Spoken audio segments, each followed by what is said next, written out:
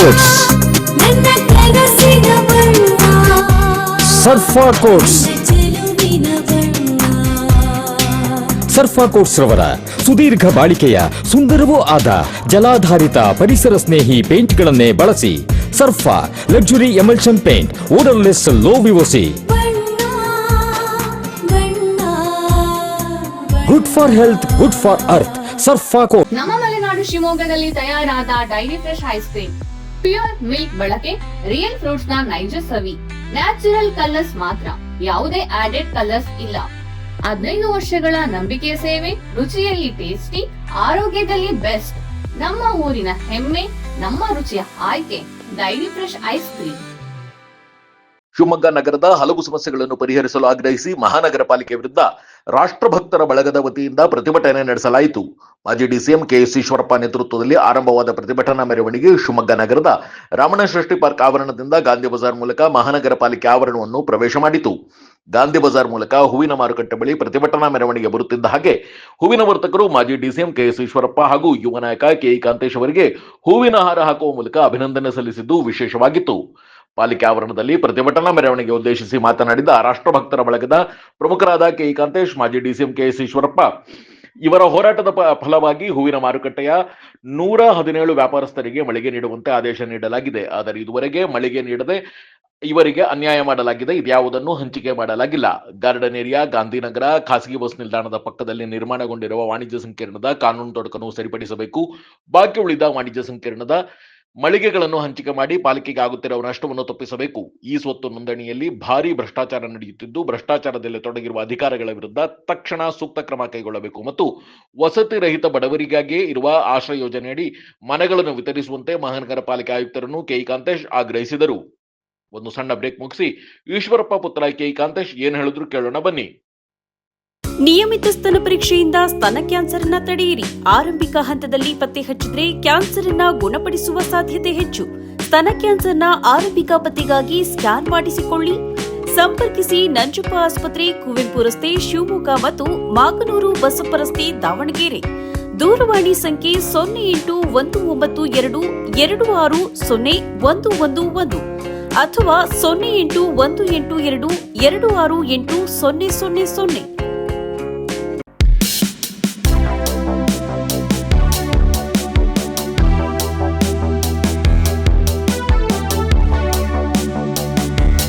ಮಹಾನಗರ ಪಾಲಿಕೆಯ ಎಲ್ಲ ಅಧಿಕಾರಿಗಳಿಗೆ ನಾವಿಲ್ಲಿ ಭಿಕ್ಷೆ ಕೇಳಲಿಕ್ಕೆ ಬಂದಿಲ್ಲ. ನಾವು ನಮ್ಮ ಹಕ್ಕನ್ನು ಕೇಳಲಿಕ್ಕೆ ಬಂದಿದ್ದೀವಿ. ನಾವು ಕಟ್ಟಿರ್ತಕ್ಕಂಥ ಕಂದಾಯದಿಂದ ನೀವೇನು ಮಳಿಗೆಗಳನ್ನ ಕಟ್ಟಿದಿರಿ, ಎಷ್ಟು ಕಡೆ ಮಳಿಗೆಗಳಾಗಿದೆ? ಮೊದಲನೇದು ಶಿವಪ್ಪ ನಾಯಕ ಮಳಿಗೆ. ಆ ಹೂವಿನ ವ್ಯಾಪಾರಿಗಳು ಪ್ರತಿನಿತ್ಯ ಬಿಸಿಲಲ್ಲಿ ಈ ರೀತಿ ಕೂಡಬಾರ್ದು ಅಂತ ತೀರ್ಮಾನ ಮಾಡಿ ಆ ಒಂದು ಮಳಿಗೆ ಕಟ್ಟಂತ ಕೀರ್ತಿ ನಿಮ್ಮೆಲ್ಲರ ಬಡವರ ಆಶಾಕೀರ ಈಶ್ವರಪ್ಪನಿಗೆ ಸಲ್ಲುತ್ತೆ.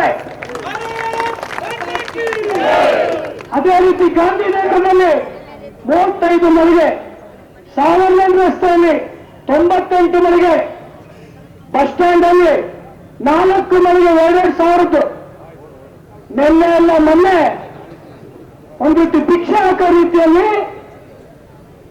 ಶಿವಪ್ಪ ನಾಯಕ ಮಳಿಗೆನ ನಾವು ಕೊಡ್ತೀವಿ ಅಂತ ತೀರ್ಮಾನ ಮಾಡಿದ್ದಾರೆ. ಕೊಟ್ಟಿಲ್ಲ. ಯಾವಾಗ ಕೊಡ್ತೀವಿ? ನಾವು ಯಾವುದೇ ಕಾರಣಕ್ಕೂ ಕೂಡ ಶಿವಮೊಗ್ಗ ಮಹಾನಗರ ಪಾಲಿಕೆಯಲ್ಲಿ ಭ್ರಷ್ಟಾಚಾರದಲ್ಲಿ ತೊಡಗಲಿಕ್ಕೆ ಬಿಡಲ್ಲ ಅಂತ ಸೈನ್ಯ ಬಂದ್ಕೊತಿದೆ. ಬಡವರ ಕಷ್ಟ ಗೊತ್ತಾಗ್ಬೇಕು ಅಂದ್ರೆ ಒಂದು ಗೋವಿಂದಪುರ ಆಶ್ರಯ ಬಡವರಿಗೆ ಎಷ್ಟು ವರ್ಷ ಕಟ್ಟಿ ತಾಯಿ ಯಾರು ಆಶ್ರಯ ಬಡವನೆ ಅರ್ಜಿ ಹಾಕಿದ್ರು ಕೈ ಎತ್ತಲ್ಸಲಿ. ಎಷ್ಟು ಜನ ತಾಯಂದ್ರು ತಾಳಿ ಹಾರಾಯ್ತಿದ್ದಾರೆ ನಿಮಗೆ ಗೊತ್ತಾ?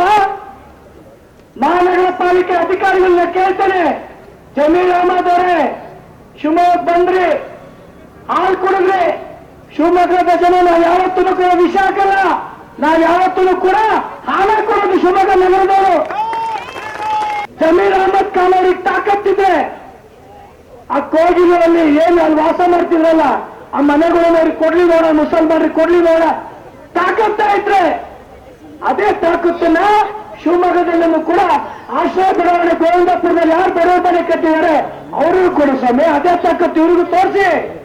ಯಾಕೆ ಇವ್ರ ಮನುಷ್ಯಲ್ವಾ? ಇನ್ನು ವಿಶೇಷವಾಗಿ ಡಿಸಿ ಕಚೇರಿ ಆಟದ ಮೈದಾನ ಅದು ಯಾರ್ದು ಸ್ವಾಮಿ? ಅದು ಆಟದ ಮೈದಾನ ಯಾರ್ದು? ಆಟದ ಕೆಲಸ ಇಲ್ಲ. ಆಟದ ಮೈದಾನ ಯಾರ್ದು? ನಮ್ದು ಅಂದ್ರೆ ಯಾರ್ದು?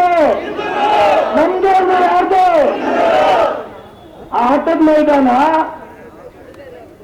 ಹಿಂದೂಗಳು ಅಂತ ತೀರ್ಮಾನ ಆಗಿ ಹೈಕೋರ್ಟ್ ಇಂದ ಸೆಪ್ಟೆಂಬರ್ 17ನೇ ತಾರೀಕೊಳಗೆ ನೀವು ಲಿಖಿತವಾದಂತ ಉತ್ತರ ಕೊಡಬೇಕು ಅಂತ ಯಾರಿಗೆ ಪತ್ರ ಬರೆದಿದ್ದಾರೆ?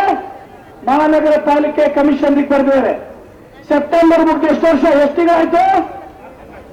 4 ತಿಂಗಳಾಯ್ತು. ಇಲ್ಲಿ ನಿಮಗೆ ಉಸ್ತುವಾರಿ ಸಚಿವರಾದಂತ ಮಧು ಬಂಗಾರಪ್ಪನವ್ರದ್ದು ಅಥವಾ ಜಮೀರ್ ಅಹಮದ್ ಅವ್ರದ್ದು ಅಥವಾ ಸಿದ್ದರಾಮಯ್ಯವ್ರದ್ದು ಅಥವಾ ಡಿ.ಕೆ. ಶಿವಕುಮಾರ್ ಅವ್ರದ್ದು ಒತ್ತಡ ಇದೆಯಾ? ಏನೇ ಒತ್ತಡ ಇದ್ರೂ ಕೂಡ ರಕ್ತದ ಕೊನೆ ಹನಿ ಇರೋವರೆಗೂ ಕೂಡ ಆಟದ ಮೈದಾನ ಹಿಂದೂಗಳಿದೆ.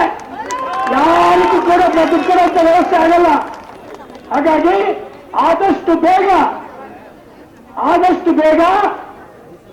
ಯಾವ ನಮ್ಮ ಹೈಕೋರ್ಟಿನ ನ್ಯಾಯಾಧೀಶರಿಗೆ ಉತ್ತರ ಕೊಡಿ ಅಂತ ಕೇಳಿದರೆ ಆದಷ್ಟು ಬೇಗ ನೀವು ಉತ್ತರ ಕೊಡಬೇಕು ಅಂತ ಒಂದು ಸಂದರ್ಭ ಕೇಳ್ತಾ, ಪೌರ ಕಾರ್ಮಿಕರ ಮನೆ 2013ನೇ ಇಸ್ವಿಯಲ್ಲೇ ಆ ಪೌರ ಕಾರ್ಮಿಕರು ಕೂಡ ಒಂದು ಸೂರು ಹಾಕಬೇಕು ಅಂತ ತೀರ್ಮಾನ ಆಗಿ ಸಿದ್ದೇಶ್ವರ ನಗರದಲ್ಲಿ ಈಗಾಗಲೇ ಮನೆ ಕಟ್ಟಂತ ವ್ಯವಸ್ಥೆ ಆಗಿದೆ. ಯಾಕೆ ಬಡವರಿಗೆ ಮನೆ ಕೊಡ್ಲಿಕ್ಕೆ ನಿಮಗೆ ಇಷ್ಟ ಇಲ್ವಾ? ರಾಜ್ಯ ಸರ್ಕಾರಕ್ಕೆ ಮನೆ ಕೊಡ್ಬೇಕು ಅಂತ ಇಷ್ಟ ಇಲ್ವಾ? ನಾನು ಮಹಾನಗರ ಪಾಲಿಕೆ ಕಮಿಷನ್ ಈಗಲೂ ಕೂಡ ಒತ್ತಾಯ ಪೂರ್ವಕವಾಗಿ ಕೇಳ್ತಾ ಇದ್ದೀನಿ. ಸಿದ್ದೇಶ್ವರ ನಗರದ ಪೌರ ಕಾರ್ಮಿಕರ ಗೃಹ ಅದು ಯಾವಾಗ ಬಗೆಹರುತ್ತೆ ಇದನ್ನು ಕೂಡ ಹೇಳ್ತಾ, ರೋಟ್ರಿ ಅನಿಲ ಚಿತ್ರಗಾರ ಎಷ್ಟು ವರ್ಷ ಆಯ್ತು? ಅದು ಅನಿಲ ಗ್ಯಾಸಿನ ಚಿತ್ರಗಾರ ಆಗಿ ಎಷ್ಟು ವರ್ಷ ಆಯ್ತು? ಎಷ್ಟು ಕೋಟಿ ಅದಕ್ಕೆ ಸುರಿದಾಗಿದೆ? ಎಷ್ಟು ಬಡವರು ಆ ರೋಟ್ರಿ ಚಿತ್ರಗಾರಕ್ಕೆ ಹೋಗಿ ಕಾಯ್ಕೊಡಂತ ವ್ಯವಸ್ಥೆ ಆಗ್ತಿದೆ ನಿಮಗೆ ಗೊತ್ತಾ? ಆ ರೋಟ್ರಿ ಚಿತ್ರಗಾರ ಯಾವಾಗ ಪ್ರಾರಂಭ ಮಾಡ್ತೀರಿ? ಆ ಹೆಣಗಳು ಸುಡುವಂತ ಸಂದರ್ಭದಲ್ಲಿ ಆ ಬಡವರ ಕಣ್ಣಲ್ಲಿ ನೀರು ಬರೋದು ನಿಮ್ಗೆ ಕಣ್ ಕಾಣಲ್ವಾ? ಆ ಚಿತಾಗಾರದಲ್ಲಿ, ಆ ಗ್ಯಾಸಿನ ಚಿತಾಗಾರದಲ್ಲಿ ಬಡವರ ಕಷ್ಟದ ಹಣ ಇದೆ. ಅದನ್ನು ಕೂಡ ತಾವು ಆದಷ್ಟು ಬೇಗ ನಮಗೆ ಯಾವತ್ತನ್ನು ಬಿಟ್ಕೊಡ್ತೀರಿ ಅಂತ ತೀರ್ಮಾನ ಮಾಡಬೇಕು. ಮೂರನೇದು, ಇಲ್ಲಿ ತ್ರಿಮೂರ್ತಿ ನಗರ, ತುಂಗಾನಗರ, ಬೊಮ್ಮನಕಟ್ಟೆ ಅನೇಕ ತಾಯಿನಲ್ಲಿ ಬಂದಿದ್ದಾರೆ.